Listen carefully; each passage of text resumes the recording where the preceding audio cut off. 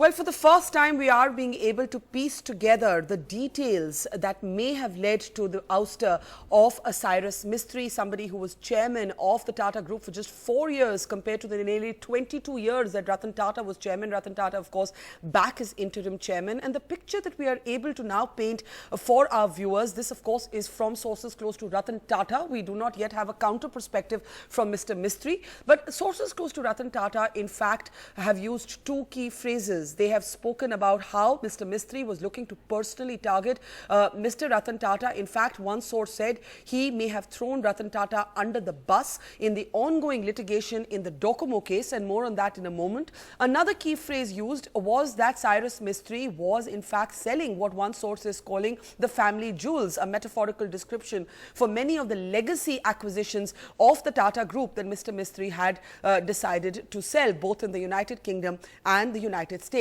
Let's first start with why the DoCoMo case is being described by one source close to Ratan Tata as what was the breaking point between Cyrus Mistry and Ratan Tata. DoCoMo, of course, is a Japanese firm that had a 26% stake in Tata Teleservices.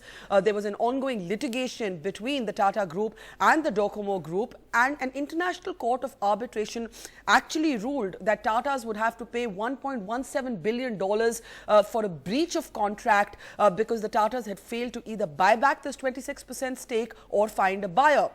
The Tatas did contest this ruling. They said, in fact, it was against RBI regulations, but they still spoke about giving the payment in good faith. But in the meantime, the RBI made itself a party that wanted to intervene in the case and approached the Delhi High Court, in fact, earlier this month. Now, given all of this, there was a perception and a suspicion and, I guess, bad blood between the two men, Cyrus Mistry and Ratan Tata, and those backing Ratan Tata, that had push come to shove, Mr. Mistry would have, quote unquote, thrown Ratan Tata under the bus. DoCoMo thus was described as the key break point, the last straw that in fact broke this relationship. The other references is to Mr. Mistry selling the family jewels. This is, of course, a metaphorical phrase being used to describe how Mr. Mistry chose to sell the beleaguered steel business of the Tata Group in the United Kingdom. This was an acquisition that was led by Ratan Tata himself in 2007. There was also disenchantment that Mr. Mistry's solution was to sell Tata-owned hotels.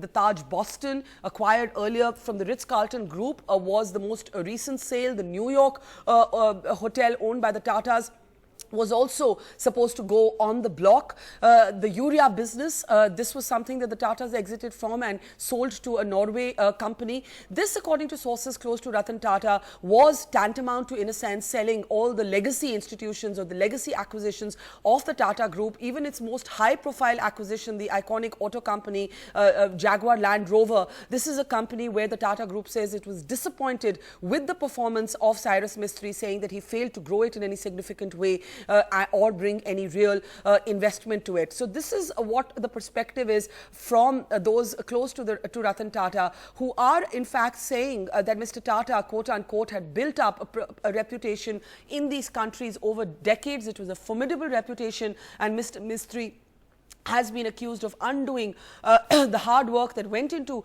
building this reputation. To quote one source, this was not a sudden decision, this was not an overnight decision, it was coming for a bit. The DoCoMo case was the break point, but tensions had been building up for a while, and this gives you really a sense of how deep, in a sense, this rupture was, and how much mutual animosity and suspicion and lack of good faith there was between Cyrus Mistry and Ratan Tata that eventually led to this decision. Of course, as we said, this is a perspective from those close to Ratan Tata. We're still awaiting a counter perspective from Cyrus Mistry.